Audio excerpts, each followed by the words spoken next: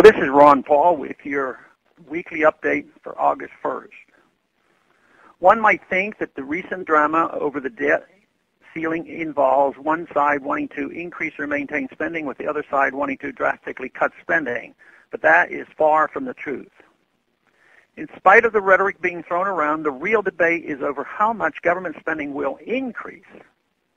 No plan under serious consideration cuts spending in the way you and I think about it. Instead, the cuts being discussed are illusory and are not cuts from current amounts being spent, but cuts in projected spending increases. This is akin to a family saving $100,000 in expenses by deciding not to buy a Lamborghini and instead getting a fully loaded Mercedes when really their budget dictates that they need to stick with their perfectly serviceable Honda.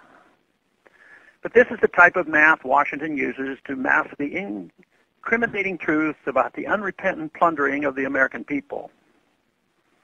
The truth is that frightening rhetoric about default and full faith of the credit of the United States is being carelessly thrown around to ram through a bigger budget than ever in spite of stagnant revenues. If your family's income did not change year over year, would it be wise financial management to accelerate spending so you would feel richer? That is what our government is doing, with one side merely suggesting a different list of purchases than the other. In reality, bringing our fiscal house into order is not that complicated or excruciatingly painful at all.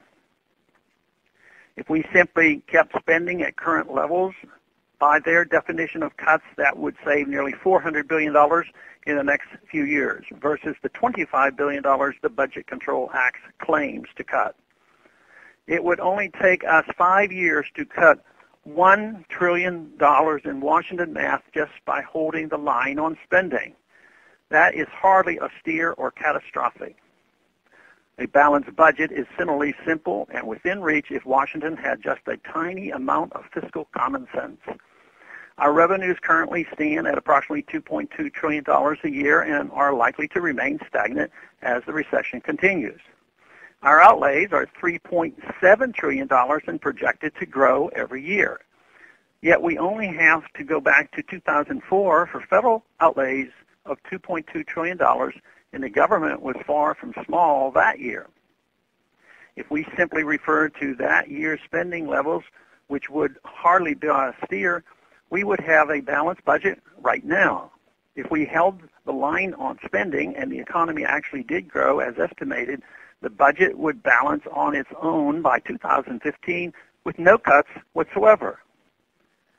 We pay 35% more for our military today than we did 10 years ago for the exact same capabilities. The same could be said for the rest of the government. Why has our budget doubled in 10 years? This country doesn't have double the population or double the land area or double anything that would require the federal government to grow by such an obscene amount. In Washington terms, a simple freeze in spending would be a much bigger cut than any plan being discussed. If politicians simply cannot bear to implement actual cuts to actual spending, just freezing the budget would give the economy the best chance to catch its breath, recover, and grow. Thanks for calling this update. A new update is placed on this number, 888-322-1414, every Monday. The written text can be found on my webpage, www.house.gov/Paul, under the heading Texas Straight Talk. Thanks for calling.